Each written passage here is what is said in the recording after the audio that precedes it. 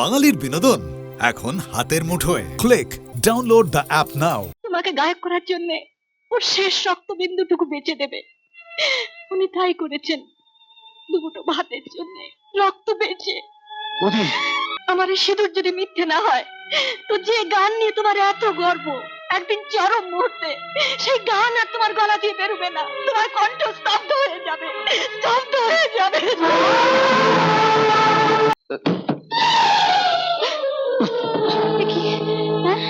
কি হলো তোমার? কি হয়েছে? কি হয়েছে তোমার?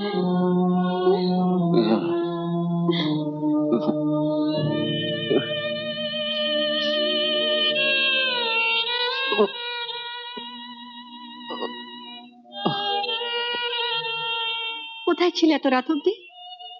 দীপের গান শুনতে গেছিলাম। দীপ দীপ আর দীপ, কতবার তোমাকে বলেছিলাম ও নাম তুমি মুখে আনবে না। শোনো, সব শুনবো, আগে তুমি বলো এই কদিন তুমি কি কাজ করেছো? তোমার চেহারা দিন দিন খারাপ হয়ে যাচ্ছে, চোখের কোণে কালি পড়ে যাচ্ছে। না মানে ওই আমার সিঁদুরের দিব্যি, সত্যি করে তুমি বলো, কি করে তুমি টাকা রোজগার করছো? ঠেলা টানছো, মাল বইছো, তাহলে কি করছো তুমি? বলো কি করছো, বলো। অনেক চেষ্টা করেও কোনো চাকরি না পেয়ে আমি আমার রক্ত বিক্রি করেছি সাবিত্রী।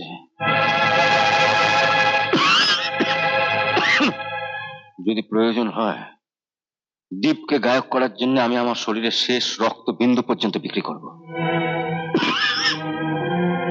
ও কি গান গাইছিল জানা? কাল থেকে বাড়ির বাইরে যাবে না তুমি, কথা দাও। তাহলে সংসার চলবে কি করে? সে দায়িত্ব আমার।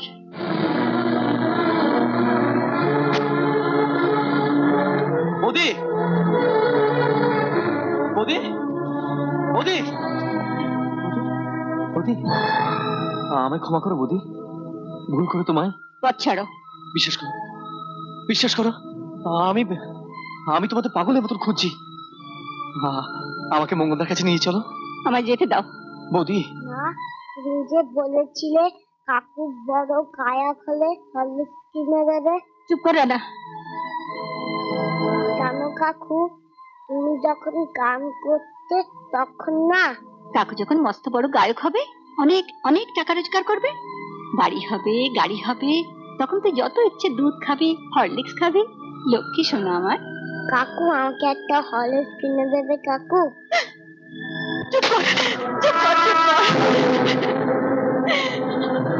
চুপ কর, চুপ কর, চুপ কর।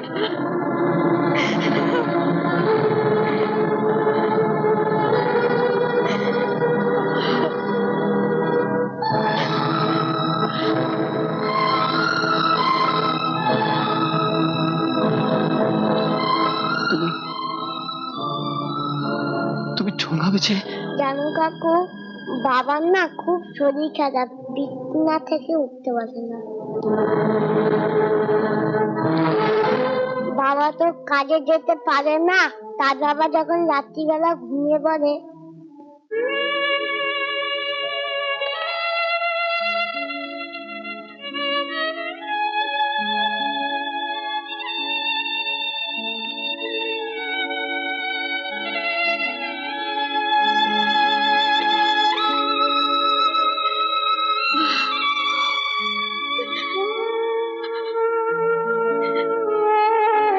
চল, বৌদি, তুমি ঠোঙাগুলো ফেলে দাও। পথ ছাড়ো দীপ, বৌদি, আমায় যেতে দাও। বৌদি,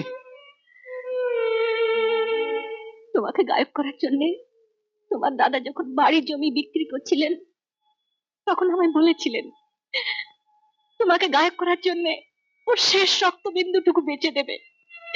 উনি তাই করেছেন, দুটো ভাতের জন্য রক্ত বেঁচে।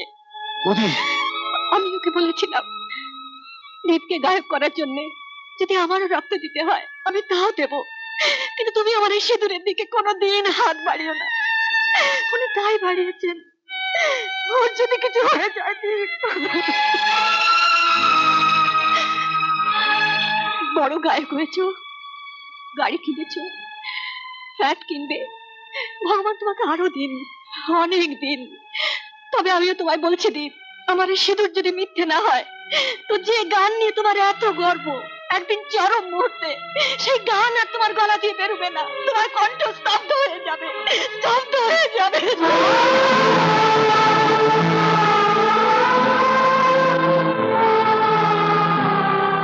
এ কি বৌদি না আপনি?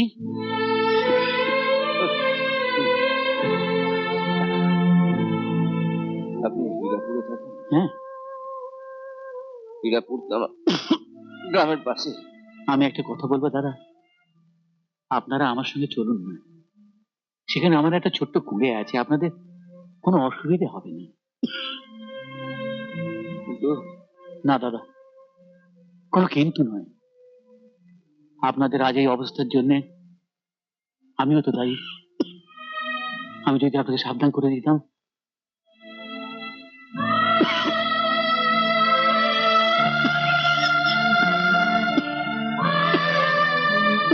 চলো না, উনি যখন বলছেন ওখানে গেলে তোমার শরীরটাও ভালো হবে। এই কলকাতায় থাকতে আমার একদম ভালো লাগছে না। ভালো লাগছে না বলে তো চলবে না। তোমাকে গায়ক করার জন্য মঙ্গলবার এই আত্মত্যাগ, আর সেই গান যদি তুমি ছেড়ে দাও, একের পর এক প্রোগ্রাম তুমি ক্যান্সেল করছো। গাইতে আমার একদম ভালো লাগছে না চন্দ্র। আজ আজ যার জন্য এত কিছু, সে মঙ্গলদা বৌদি কোথায় যে হারিয়ে গেল। আসতে পারি?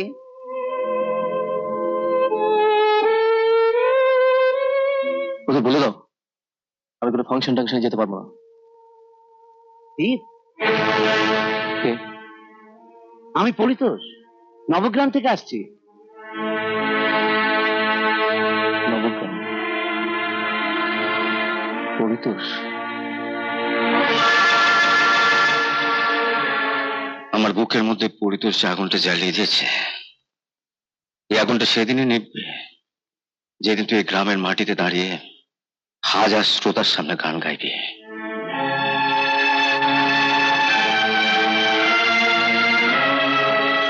ভেতরে এসো। বৌদি, দাদা জ্বরটা দিন দিন যেভাবে বাড়ছে, আমার খুব ভালো লাগছে না। তুমি এক কাজ করো, নবগ্রাম থেকে ভুবন ডাক্তারকে একবার ডেকে নিয়ে এসো। আর আজ যাবার সময় এটা কোনো শেখার দোকান। বৌদি, রামু এখনো মরেনি। কিন্তু তুমি কতদিন এভাবে? তুমি দাদার কাছে গিয়ে বসো, আমি যাবো আর আসবো।